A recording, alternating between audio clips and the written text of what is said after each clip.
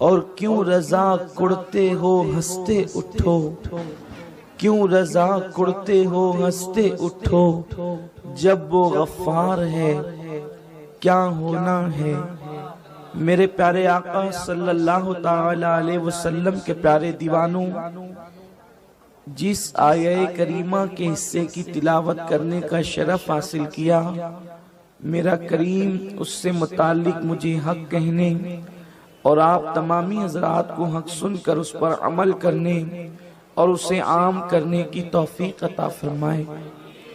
جس دور میں ہم اپنی زندگی کے شب و روز گزار رہے ہیں، یہ دور عروج و ارتقاء کا دور کہلاتا ہے، یہ دور ترقی کا دور کہلاتا ہے۔ یقیناً اس دور کے اندر ٹیکنالوجی عروج پر ہے، اس دور کے اندر ایجوکیشن کی گہما گہمی ہے، یہ مشینوں کا دور ہے، یہ سائنس کی ترقی کا دور ہے، یہ سائنسی ایجادات اور دنیا کے مختلف معاملات کے انکشافات کا دور ہے۔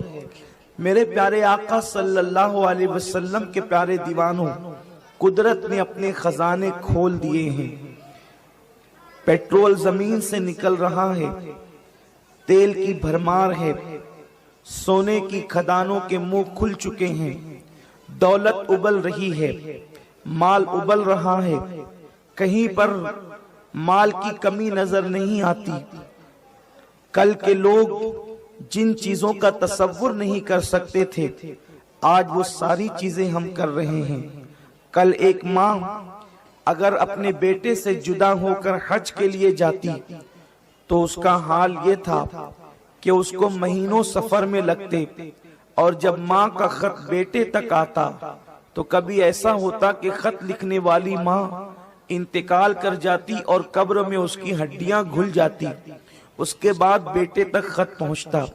کل کے حالات یہ تھے، اور آج کے حالات یہ ہیں کہ ابھی لوگوں نے اپنے والدین کو ایئرپورٹ پہنچایا اور یہ گھر آ کر کے کسی کام میں مصروف ہوئے تو تھوڑی دیر کے بعد فون آ گیا کہ الحمدللہ ہم جدہ پہنچ گئے۔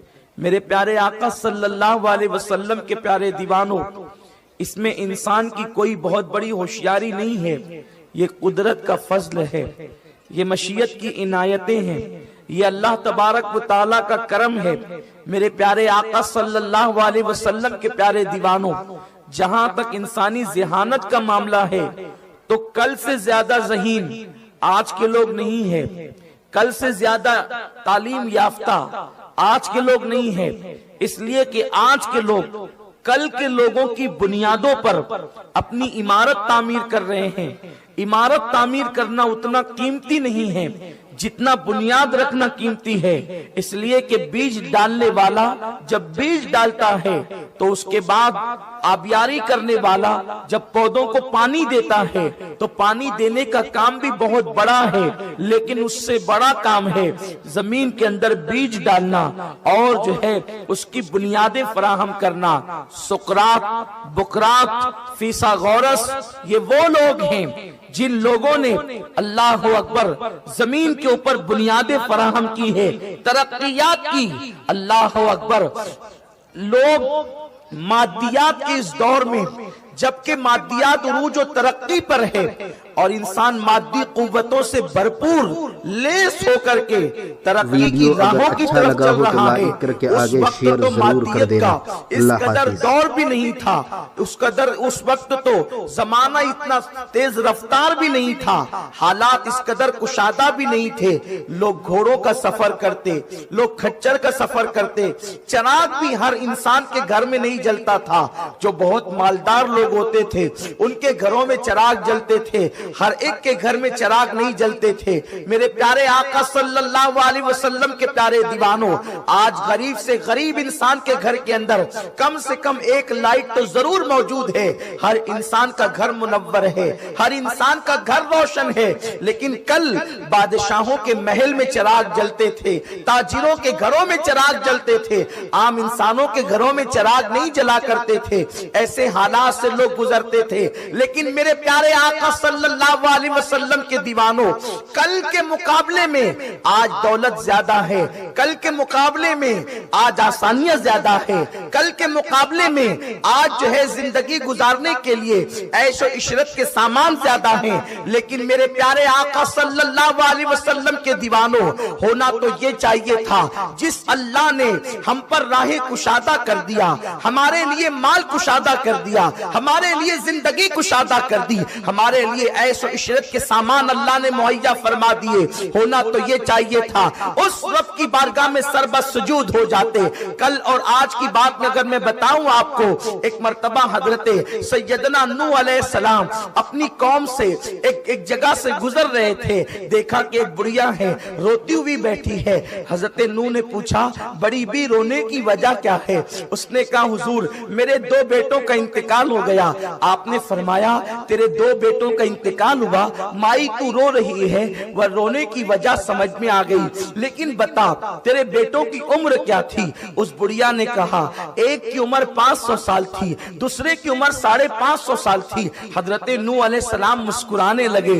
بڑھیا نے کہا اے اللہ کے پیغمبر، میرے بچوں کی موت پر آپ مسکراتے ہیں، میں روتی ہوں آپ مسکراتے ہیں۔ حضرت نوح علیہ السلام فرماتے ہیں بڑھیا میں تیرے بچوں کی موت پر نہیں مسکراتا، میں تو امت محمدیہ کو یاد کر کے مسکراتا ہوں۔ تیرا بیٹا ایک 500 سال کا ہوا، دوسرا 550 سال کا ہوا، اس کا انتقال ہوا تو تو اس پر رو رہی ہے۔ امت محمدیہ میں تو کوئی 60 سال میں انتقال کرے گا، کوئی 70 سال میں انتقال کرے گا، اور 80 تک تو بہت کم لوگ جائیں گے۔ اللہ اکبر۔ اس بڑھیا نے اتنا سنا، سننے کے بعد اس نے کہا اے اللہ کے پیغمبر، آپ نے عجیب سی بات کہی، اگر وہ 60-70 سال جیئیں گے، کل ان کی عمر فطری اور طبعی طور پر 60-70 سال کی ہوگی، اس کا مطلب وہ گھر تو نہیں بنائیں گے، کیونکہ گھر بنانے کی ضرورت ہی پیش نہیں آئے گی۔ 60-70 سال کی بھی کوئی عمر ہوتی ہے، وہ تو یوں ہی چلتے پھرتے گزر جائے گی، وہ تو جنگلوں بیابان میں، غاروں گفا میں گزر جائے گی۔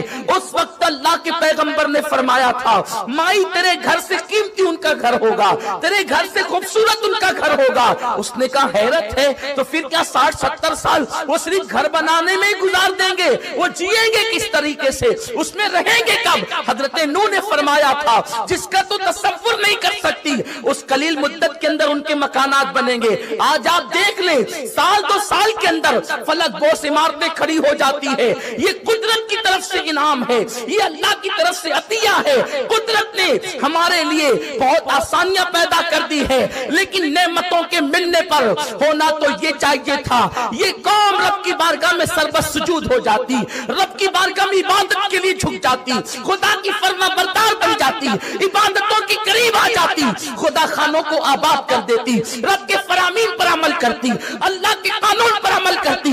لیکن اللہ اکبر، شومی قسمت، خدا جتنی عنایتیں کر رہا ہے، خدا جتنا کرم کر رہا ہے، اللہ جتنے احسانات کر رہا ہے، اتنے ہی ہم اللہ کے باغی ہوتے جا رہے ہیں، رب سے دور ہوتے جا رہے ہیں، اس کے قانون کے ساتھ بے وفائی کرتے نظر آ رہے ہیں۔ لیکن سن لو، جب بھی کسی قوم کو اللہ نعمت دیتا ہے اور وہ قوم خدا کی باغی ہوتی ہے، اللہ اس قوم سے نعمتیں چھین لیتا ہے۔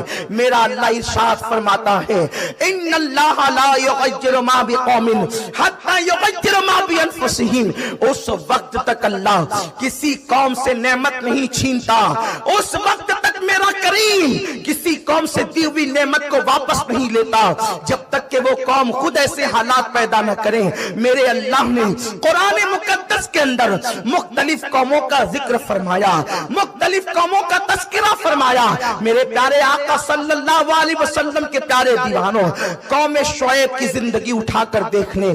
قوم شعیب ایک مالدار قوم ہے، یہ لوگ بڑے خوبصورت مکان بنایا کرتے تھے، خوبصورت مکانوں میں رہا کرتے تھے، بہت بڑے تاجر تھے یہ لوگ، مال تجارت ان کے پاس بہت تھا، اور یہ اس مقام پر رہتے تھے جس طریقے سے آج کل ہمارے یہاں شہروں میں ممبئی کی اہمیت ہے، اسی طریقے سے جناب شعیب کی قوم جو ہے مقام اکا پر رہا کرتی تھی، کئی شہرائیں وہاں آ کر کے ملتی تھی، وہ تجارت کا مرکز مانا جاتا تھا، اس لیے ان کے پاس بے شمار دولت تھی، ان کے پاس مال تھا۔ اللہ کے پیغمبر جناب شعیب علیہ السلام نے فرمایا ناپ تول میں کمی نہ کرو، اللہ کی نافرمانی نہ کرو، رب تبارک و تعالیٰ کی نافرمانی نہ کرو، کسی کا مال ظلمن نہ چھینو، کسی پہ ظلم نہ کرو۔ اللہ کے پیغمبر جناب شعیب علیہ السلام نبیوں کے اندر خطیب الانبیاء کہے جاتے ہیں، اس لیے کہ جناب شعیب کی خطابت بڑی مشہور ہے نبیوں کے اندر، انہیں خطیب الانبیاء کہا جاتا ہے۔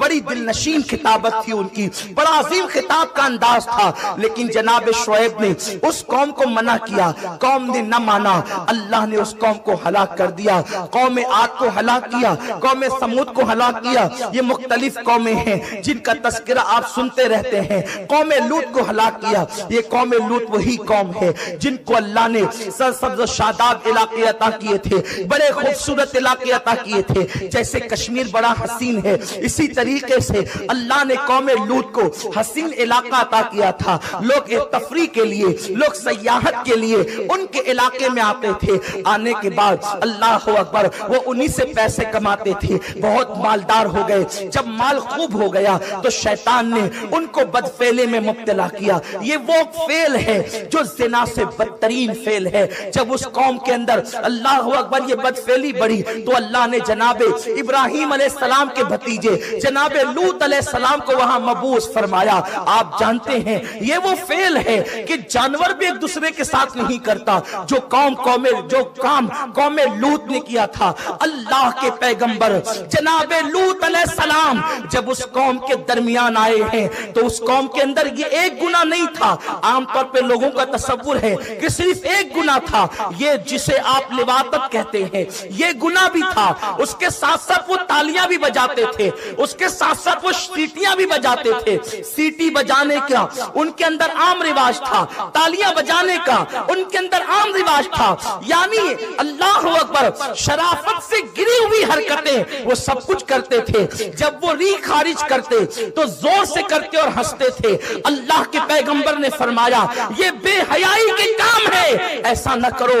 انہوں نے اللہ کے نبی کی بات ماننے کی بجائے انہوں نے یوں کہا کہ لوط تو بڑا شریف بنتا ہے، تو بڑا عزت والا بنتا ہے، ضرور ہم تجھے اپنی قوم سے باہر کر دیں گے، اپنی بستی سے باہر کر دیں گے، ہماری بستی میں تیرے لیے کوئی جگہ نہ ہوگی۔ اللہ کے پیغمبر لوط علیہ السلام نے جب اس قوم کو فرمایا میری قوم ایسا نہ کرو ورنہ تم اللہ کے عذاب میں گرفتار ہو جاؤ گے۔ جب بھی کوئی قوم گناہ پر دلیر ہوئی ہے تو خوشحالی کے بعد دلیر ہوئی ہے، مالداری کے بعد دلیر ہوئی ہے۔ اللہ نے جب کسی قوم کو ہلاک کرنا چاہا تو پہلے اسے مال دیا، پہلے اسے دولت دی، پہلے اسے خوشحالی دی، پہلے اسے طاقت و قوت دی، پہلے اسے غلبہ دیا۔ اس کے بعد وہ قوم جب سرکش ہو گئی تو اللہ نے نبیوں کو مبعوث فرمایا، انبیاء تشریف لائے، انہیں سمجھایا، لیکن وہ نہ مانے۔ جناب لوط کی قوم نے جب انہیں ٹکا سا جواب دیا، ان کی بے ادبی کی، ان کی حرمت کو پامال کیا، تو میرے اللہ نے فیصلہ کیا قوم لوط کو ہلاک کر دیا جائے گا۔ جب یہ خبر جناب ابراہیم علیہ السلام کے پاس پہنچی کہ قدرت کی طرف سے اعلان ہو چکا ہے کہ قوم لوط کو ہلاک کر دیا جائے گا، ابراہیم علیہ السلام بڑے نرم دل انسان تھے، ان کے دل میں انسانوں کے لیے بڑی ہمدردی تھی، بڑا رحم و کرم تھا۔ اللہ کے نبی جناب خلیل نے ہاتھ اٹھا دیے، اللہ قوم لوط کو تیرے عذاب سے بچا لے۔ جواب آیا ابراہیم اب تم ان کے لیے دعا نہ کرو، ہم نے جس قوم کے لیے عذاب کا فیصلہ کر لیا ہے اب تم ان کے لیے دعا نہ کرو۔ جناب ابراہیم علیہ السلام کو روک دیا گیا اور اس کے بعد پتھر کی بارش کی گئی۔ کس طریقے سے کی گئی اس کا ایک اشارہ کر کے اپنے اصل عنوان کی طرف آتا ہوں۔ ان پر بارش روک دی گئی۔ جب بارش رک گئی ہے تو اللہ اکبر ان لوگوں نے دعا کی اللہ سے، اللہ باران رحمت کا نزول فرما۔ جب بارش رکی ہے تو بارش رکی تو یوں ہوا ان کے بدن جلنے لگے، یہاں تک کہ وہ بے حیا تو تھے ہی، وہ کپڑے اتار کر کے رہنے لگے، اس پر بھی ان کے بدن جلنے لگے۔ وہ اپنے مکانوں سے باہر نکل آئے اور اس کے بعد بعد وہ کہتے تھے بارش کا نزول کر دے، بارش کا نزول کر دے۔ پھر یہ ہوا جب انہوں نے دعائیں کی بارش کے لیے تو آسمان پر ایک کالا سا سیاہ ٹکڑا چھا گیا۔ وہ خوش ہو گئے کہ دیکھو قدرت ہم سے راضی ہے، اسی لیے تو ہماری دعا پر آسمان پر بادل کا ٹکڑا آ گیا ہے۔ اور اس سے ایسی ٹھنڈی ٹھنڈی ہوائیں آئی، وہ سب اپنے گھروں سے نکل گئے، اور گھروں سے نکلنے کے بعد وہ اسی بادل کے ٹکڑے کے سائے میں آ گئے۔ وہ بادل کا ٹکڑا ان کے سروں پہ آ گیا۔ وہ خوش ہوتے تھے، وہ کودتے تھے، وہ تالیاں بجاتے تھے، وہ سیٹیاں بجاتے تھے، وہ اچھلتے تھے اور کہتے تھے خامخواہ لوط ہمیں اللہ کے عذاب سے ڈراتا ہے، اگر وہ ہماری ان کاموں پہ ناراض ہوتا تو ہم پر آسمان کا سے بادل کا یہ ٹکڑا کیوں آتا؟ لیکن اللہ اکبر، قرآن کے اوراق گواہ ہے، احادیث کا ذخیرہ گواہ ہے کہ جس وقت وہ سیاہ ٹکڑا ان کے سروں کے قریب آیا وہ اس انتظار میں تھے اب ٹھنڈی ہواؤں کے بعد باران رحمت کا نزول ہوگا۔ اس سے پتھروں کی برسات ہونے لگی، اور جب پتھروں کی برسات ہونے لگی جس کے اوپر پتھر گرا اس پتھر پر اس کا نام لکھا ہوا تھا، سر سے وہ پتھر گرتا اور اس کے بعد اس کے بدن کو چیرتے ہوئے پاخانے کے مقام سے باہر ہو جاتا۔ اور جس وقت وہ ہلاک ہو گئے تو اللہ نے جبریل کو بھیجا، جبریل جاؤ۔ حضرت جبریل نے زمین کے اس ٹکڑے کو اپنے پر پہ اٹھایا اور اتنا اوپر اٹھایا کہ آسمان کے فرشتے ان کے کتوں کے بھونکنے کی آواز کو سننے لگے۔ اور پھر جناب جبریل علیہ السلام نے اس پورا خطہ زمین کو پلٹ دیا۔ بلکہ آج بھی مفسرین فرماتے ہیں اس زمین کو کھودا جاتا ہے تو اشیاء وہاں سے الٹی نکلتی ہے، اس طریقے سے ان کو پلٹ دیا گیا۔ میرے پیارے آقا صلی اللہ علیہ وسلم کے پیارے دیوانوں، یہ قوموں کی داستان بتانے کے بعد میرے اللہ نے امت محمدیہ کے ضمیروں کو جھنجھوڑا ہے۔ تم سے پہلے روئے زمین پر خوشحال قومیں آباد ہوئی، مالدار قومیں آباد ہوئی، طاقتور قومیں آباد ہوئی، لیکن انہوں نے مال پا کر خدا کی عبادت کی بجائے، انہوں نے طاقت پانے کے بعد رب کی بارگاہ میں جھکنے کی بجائے جب عیاشیوں کے اڈوں کو آباد کیا تو قدرت نے ان کی بستیوں کو پلٹ دیا۔ افلا تعقلون، کیا تم عقل سے کام نہیں لیتے؟ اللہ اکبر، قرآن مقدس تمہیں پکار پکار کر کہہ رہا ہے خدا جب کسی قوم کو آزماتا ہے تو پہلے ان پر عنایتیں کرتا ہے، پہلے ان پر خوشحالی بھیجتا ہے، پہلے ان کو مال و دولت عطا کرتا ہے، اور جب وہ قومیں خدا کی بارگاہ میں جھک جاتی ہے تو ارشاد ہوتا ہے لئن شکرتم لازیدنکم، جب تم اللہ کی نعمتوں پہ شکر کرتے ہو اللہ اس میں اضافہ کرتا ہے، اللہ اس میں بڑھوتری کرتا ہے، اور جب تم ناشکرے ہوتے ہو، ناشکرے پن کا مطلب جب تم گناہ کرتے ہو، جب تم عیاشی کرتے ہو تو قدرت وہ نعمت چھین لیتی ہے۔ میرے پیارے آقا صلی اللہ علیہ وسلم کے پیارے دیوانوں، انہی قوموں کے نقش قدم پر آج میرا مسلمان بھائی بھی چل رہا ہے، آج امت مسلمہ بھی چل پڑی ہے۔ اللہ اکبر، میرے آقا صلی اللہ علیہ وسلم کے دیوانوں، گناہوں کے لیے، عیاشیوں کے لیے، گناہوں کے اڈوں کو آباد کرنے کے لیے الگ الگ مقامات پر،